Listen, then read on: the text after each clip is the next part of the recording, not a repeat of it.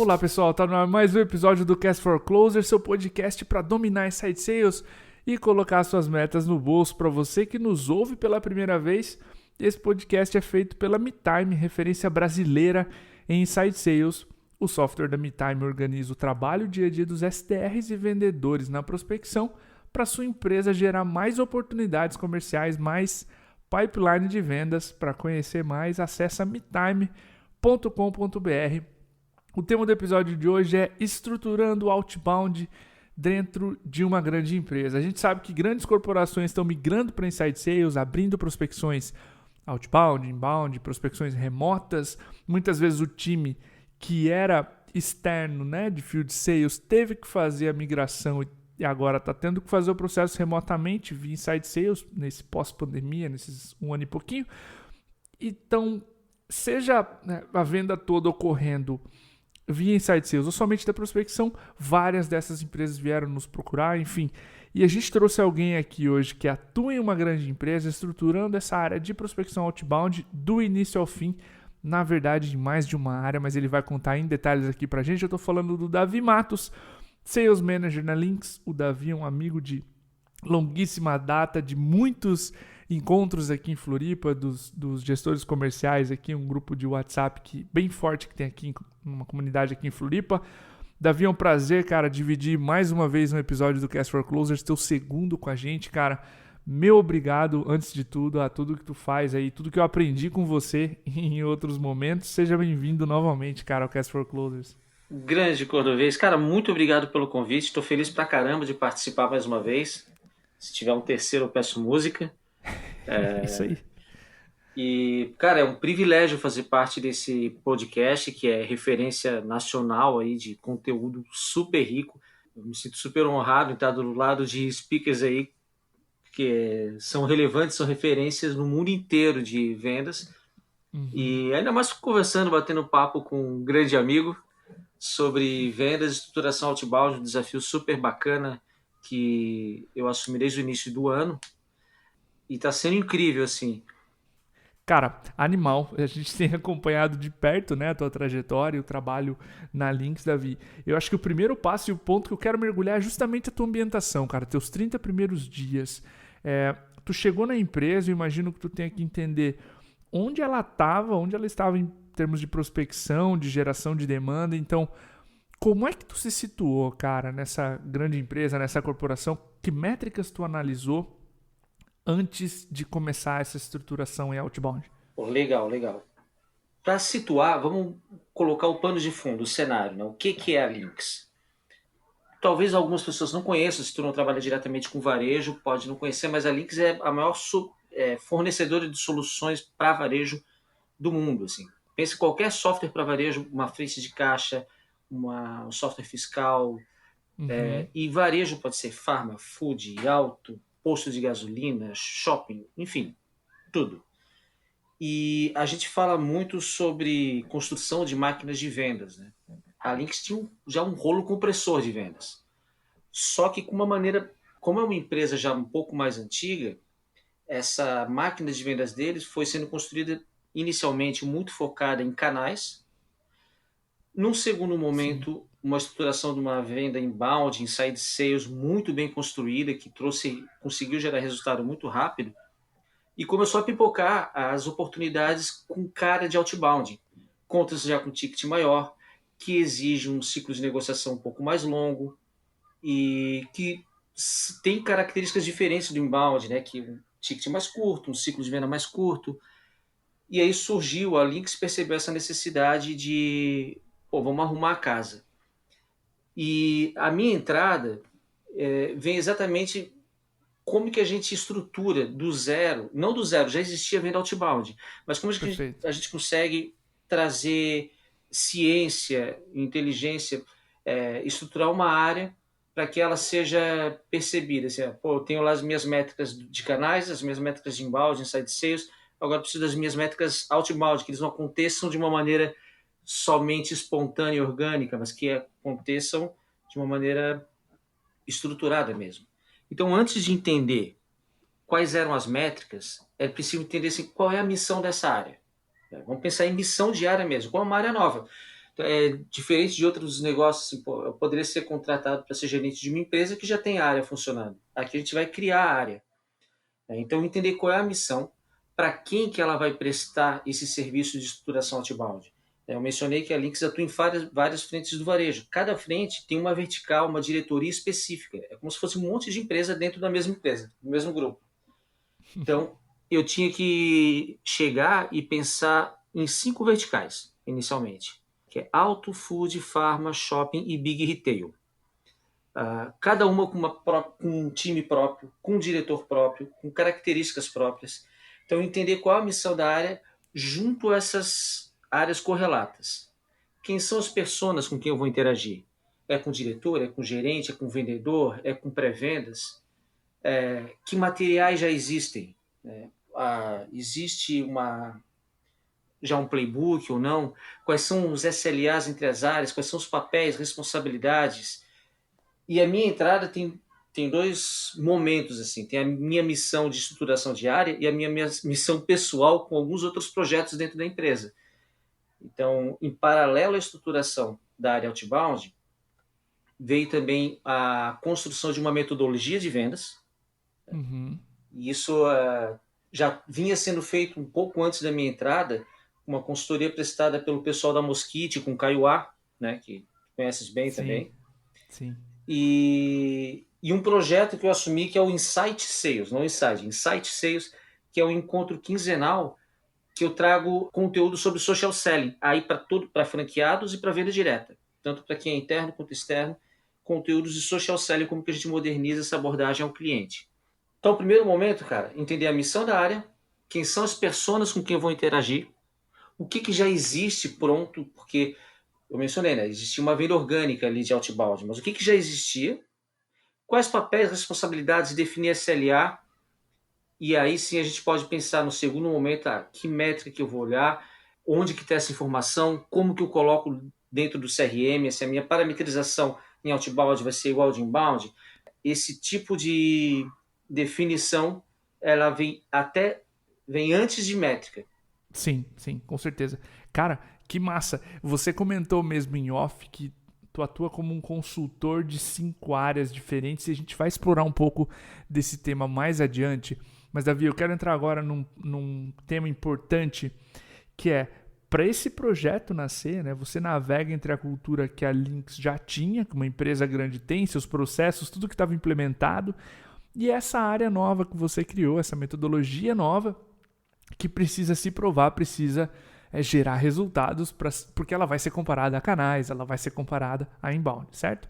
Então, como é que você escolhe, ou como é que você escolheu, no caso, as mudanças que você quis fazer primeiro entre as partes interessadas, né? De novo, diretoria, time de execução, para que esse projeto ganhasse força, cara, dentro da empresa? Ótima pergunta, né? Respeitar as particularidades é fundamental, né?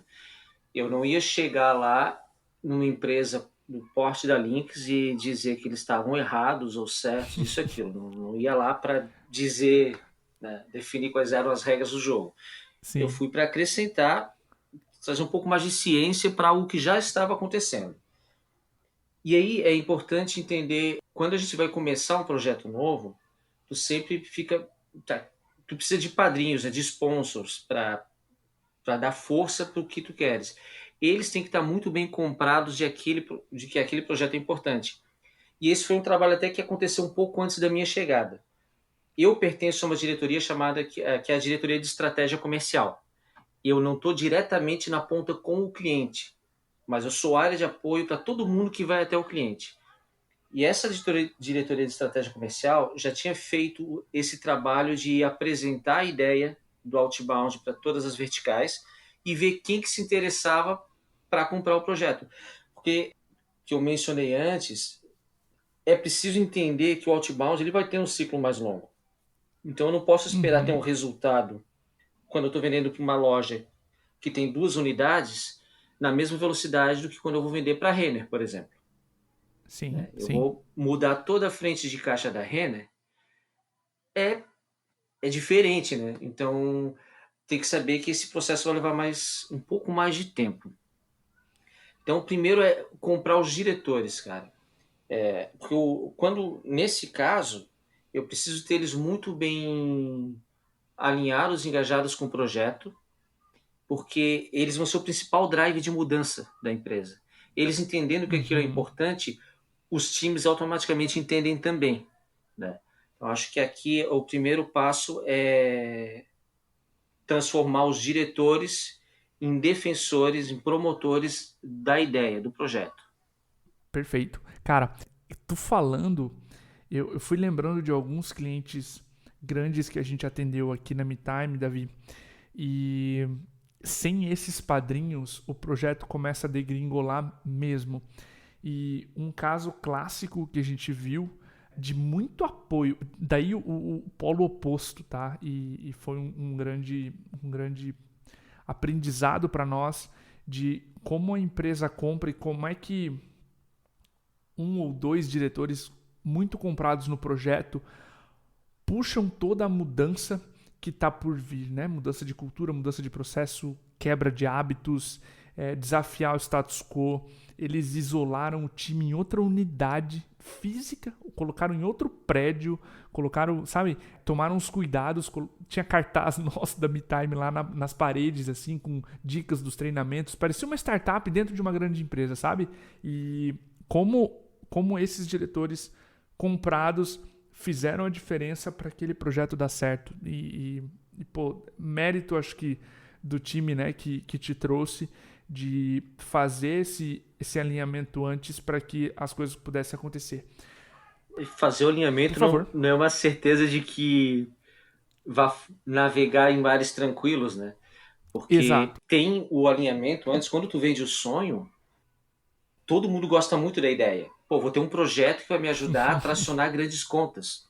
Toda empresa quer isso, Sim, né? Só que quando começa, quando tem o dia a dia, surge a necessidade do resultado, surge a necessidade do número, né? perfeito. Então, por mais comprado que se tenha, eu vendi muito bem a ideia para o diretor, ele gostou, vai chegar lá no meio do quarter que está meio fraco, ele vai olhar assim, pô, e o outbound, cadê o resultado deles? Cara, calma.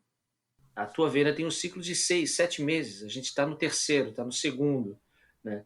Então, quando o resultado começa a cobrar o número, aí esse engajamento ele dá uma balançada. Mas no meu caso, Perfeito. o diretor da a minha diretoria, o diretor, o Rony, que é o diretor de estratégia comercial, ele é um defensor ferrenho. É ele que plantou a ideia, ele que foi me buscar, me roubou lá da Involves e, e ele que, pô, trava alguma porta, fechou, algum diretor não está, em algum momento não está dando a abertura que eu preciso. Ele vai lá pessoalmente, puxa o diretor de volta e é papo diretor com diretor, né? E aí as Sim, sim. coisas têm outro peso. Legal, cara. Muito bom. Navegar entre isso exige habilidade também, né, Davi? Então, saber se envolver as partes, saber que vão existir momentos onde tu vai precisar escalar o problema, senão ele não vai ser, né, movido. Mas, cara, tu me disse em off, e eu acho que agora é uma hora interessante de abordar. São 5 áreas, em algumas delas tu está implementando o account based, a gente discutiu até isso no episódio anterior. Em outros são contas, em outras áreas, né, são contas um pouco mais parecidas com outbound, um pouquinho mais de volume. E normalmente grandes empresas têm, né, muitos produtos, muitas pessoas diferentes. E a minha dúvida é, cara, como é que tu concilia tantas prospecções diferentes, cara, para tamanhos e verticais diferentes na mesma empresa? Cara, ótima pergunta. A primeira coisa que precisou ser feita, antes de definir assim, quais KPIs eu vou olhar, definição de ICP para outbound. Embora existisse já personas bem construídas para várias áreas, para vários produtos, pensa assim, a Lynx ela tem 3 verticais macro, tá? Tem a vertical Pay, que são soluções de pagamento, a vertical Digital, que são soluções de omnichannel, e-commerce, tudo que Legal. é digital, e a Core, que é a vertical onde nasceu a Lynx. É a vertical que cria soluções para a loja, lá, para o varejo mesmo. Eu atuo nessa vertical, Core. Tá?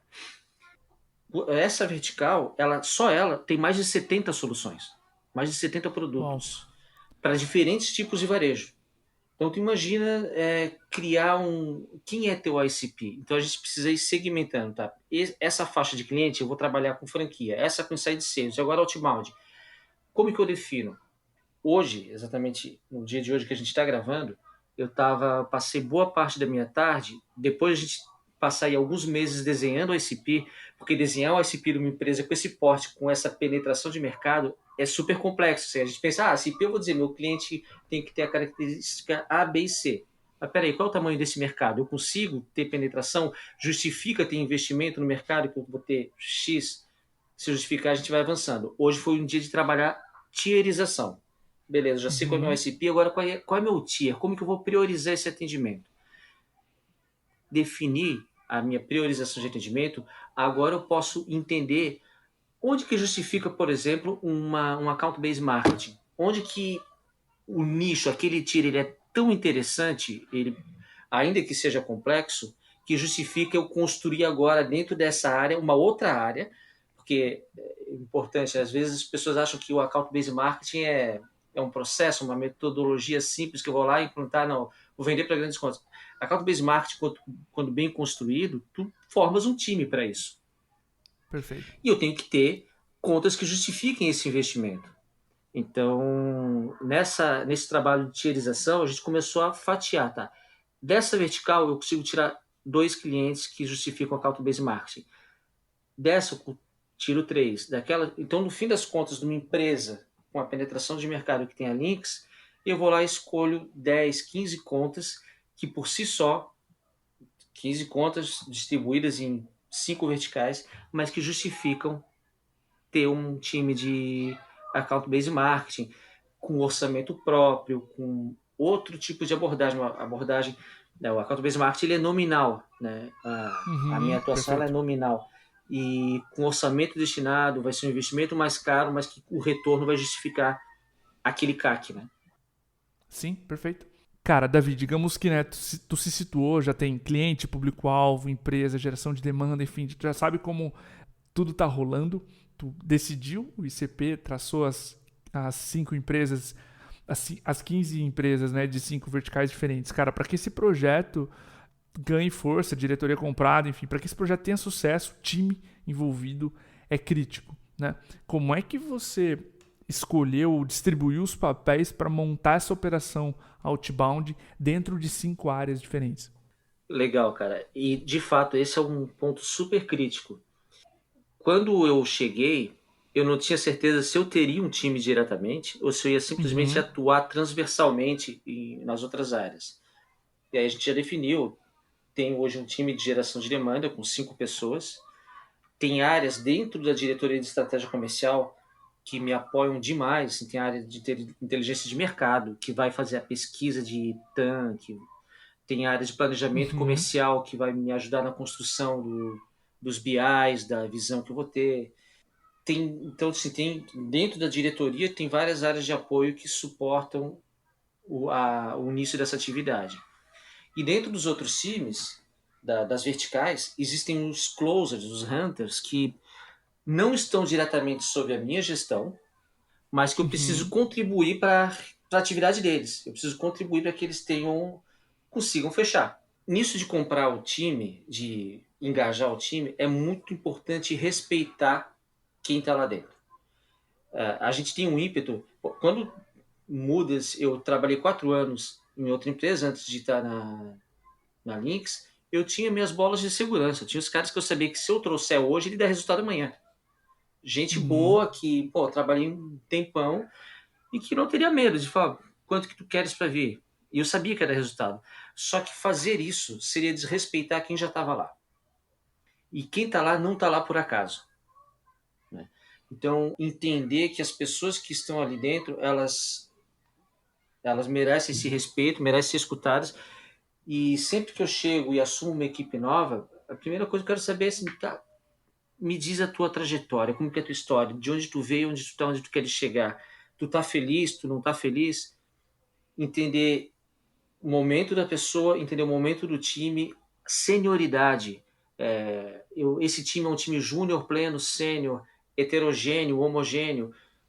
como que é isso? E porque a gente tem um ímpeto muito grande atualmente, né? Como existe muito pressão por resultado, quando vai contratar alguém, a gente sempre quer contratar alguém sênior. E quando eu cheguei Uhum. no time, eu vi assim, todo o time no papel era júnior, mas eu já vi em pouco tempo que o time não era júnior. Tinha gente ali que era pleno, tinha gente já divisando com sênior e gente que era júnior. Era um time Sim. heterogêneo e isso me fez refletir muito, porque surgiu a possibilidade de contratar outras pessoas e refletir sobre, tá, eu preciso contratar só sênior para dar resultado? Nós, no papel de liderança, a gente sempre recorre ao sênior, na minha leitura, por duas razões, né? Pressa e preguiça. A pressa de trazer resultado logo, tu sabe que um sênior ele vai ter uma rampagem mais curta, ele já conhece alguns atalhos, ele pode não entender a dinâmica de trabalho da tua empresa, mas se ele já tem um tempo naquela função, ele vai conhecer os atalhos, a abordagem, conhece a lógica de um CRM, pode não conhecer o meu CRM, mas as lógicas do CRM é a mesma, ele vai mudar em usabilidade, uma feature aqui, outra ali. Então alguém que chega mais pronto, eu vou poder dar mais autonomia, eu não vou precisar ficar em cima o tempo todo, então ele vai trazer mais rápido o resultado, isso é bom. Faz sentido. E tem a preguiça também. Se eu trago um júnior, eu vou ter que dedicar um tempo da minha agenda para desenvolver aquela pessoa, para preparar ela. Ela vai ter mais dúvidas, ela não vai saber os atalhos da argumentação, de uma negociação, ela não vai saber os atalhos do CRM, da lógica que existe por trás de qualquer CRM. O júnior ele vai dar muito mais trabalho. Mas essa heterogeneidade que existe, ela é muito positiva para o time. Porque, primeiro, a área começa a ser percebida como uma área de desenvolvimento de talentos, né? Todo bom Uhum. time precisa de uma categoria de base forte. Ter alguém júnior me dá a possibilidade de testar as outras pessoas do time no desenvolvimento daquela pessoa ali, daquele júnior. Então eu posso identificar perfis de liderança nessa minha equipe. E a mescla ela acaba sendo super rica. E o time que eu encontrei, ele era assim. O time que assumi que se reportou diretamente a mim. Um time heterogêneo. E essa experiência está sendo super legal, cara. E teve uma pessoa, um rapaz, eu entrei, gostei de todo mundo, troquei uma ideia. Em pouco tempo, ele recebeu um convite de um concorrente, uma proposta agressiva financeiramente.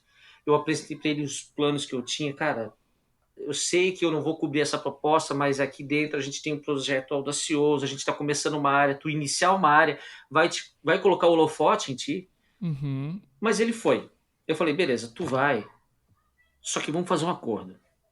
Se não der certo, o meu celular é o primeiro que tu vai ligar. Legal isso. E assim ele fez. E, e quando ele voltou, cara, ele voltou assim, pô, obrigado por ter me recebido de volta. Eu saí, agora tô voltando. E nisso de voltar, ele voltou com uma gana de querer fazer. Foi lá, viu lá fora, a água tava fria, vou voltar aqui dentro, que aqui dentro tá quentinho. E foi muito. Assim, é evidentemente que eu falei isso, ó, me liga caso não dê certo, porque ele era um cara que entregava, um cara que tinha performance, um cara comprometido. E ele chegou voando baixo, e tanto no resultado dele quanto no apoio ao time. Então, cara, tá sendo uma experiência bem bacana e basicamente, ó, respeita quem já tá. Eles têm uma história ali e essa história não é à toa. Então, respeitar as pessoas que Legal. já estão é muito importante. Animal, cara. Aula e essa mescla e essa reflexão que tu tá provocando aqui dessa heterogeneidade do time, de ter pessoas sêniores aliadas a pessoas júnior, você pode testar a camada de gestão, formar novos líderes, né, coordenadores, enfim. Animal, cara.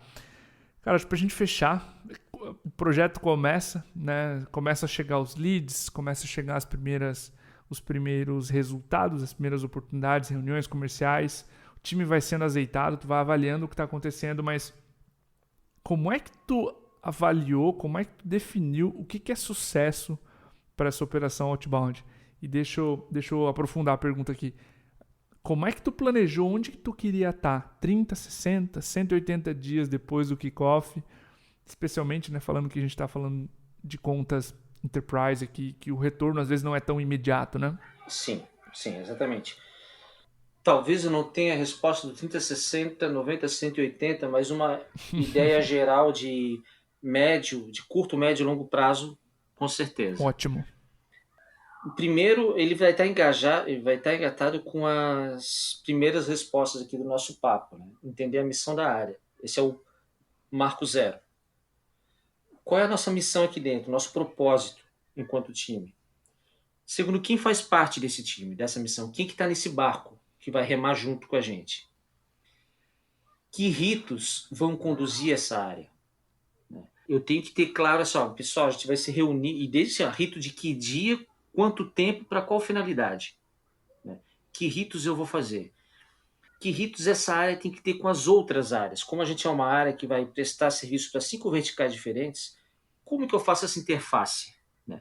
Então eu entendi a minha missão enquanto time, meus ritos, quem faz parte desse time, esse é o marco zero. Depois eu venho para um momento que é que métricas eu vou acompanhar e quem é responsável por cada uma delas. Porque a métrica não pode ser só um número, ela é resultado de um trabalho, ela é uma entrega. Então, quem que é o responsável por essa entrega? Quais os acordos do time? Do tipo assim, ó, eu vou te cobrar por esse número deste jeito, com esta frequência. Porque eu detesto que as pessoas sejam pegas de surpresa. Eu não gosto de ser pego de surpresa, de pegar as pessoas de surpresa. Então, eu sempre falo, nós vamos ter dentro dos nossos ritos os feedbacks formais e os informais vão acontecer. E a gente vai conseguir, nessa cadência semanal, algumas diárias, outras quinzenais, mensais, saber se a coisa está evoluindo ou não. E essas entregas elas podem ser feitas assim, de duas maneiras. Né? Tem as entregas estruturantes e as entregas numéricas. As estruturantes eu tenho que construir o processo. Eu tenho que saber assim, para eu fazer isso acontecer, que processo eu utilizo, que ferramenta eu preciso. As ferramentas que a empresa já tem hoje contratadas são suficientes para fazer a gestão da maneira como eu quero? Se não são, quais as ferramentas disponíveis, qual o custo, eu tenho orçamento para trazê-las? Se eu não tenho orçamento, que gambiarra, que atalho eu vou fazer, porque eu preciso dessa visibilidade. Então, um entrega estruturante existe um playbook de gestão? Existe um playbook de operação? Muitas vezes a gente fala muito playbook de vendas, isso aquilo, mas eu sempre gosto de pensar um passo antes. Para mim, antes do playbook de vendas, tem que ter o playbook de gestão. Hoje eu não tenho um coordenador subordinado diretamente à minha gerência, mas em algum momento eu vou ter, porque a área vai começar a crescer, encorpar, eu vou ter. Eu preciso saber hoje, antes de ter, o que eu quero que esse coordenador veja. Como que eu quero que ele desenvolva. Sim. Né? Então, construir esse playbook de gestão, playbook de operação, um programa de capacitação consistente. Eu preciso que esse time evolua. Né? Então, isso são entregas estruturantes. Construir o processo da área. E depois vem as entregas numéricas. Né? Essa área custa tanto e tem que render quanto? Para essa vertical, eu preciso vender tanto assim em números. Né? Eu tenho que vender para 3 leads e esses leads têm que trazer quanto de receita.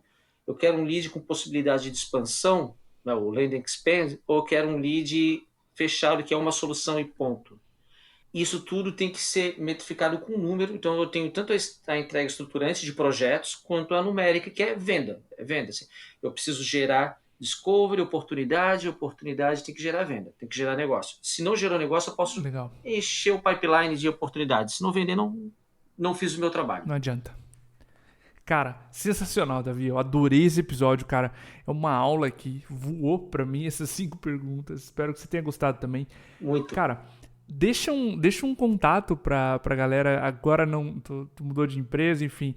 Pra quem quiser conhecer você, que ainda não te escutou, quem quer bater um papo contigo, conhecer a Lynx, enfim.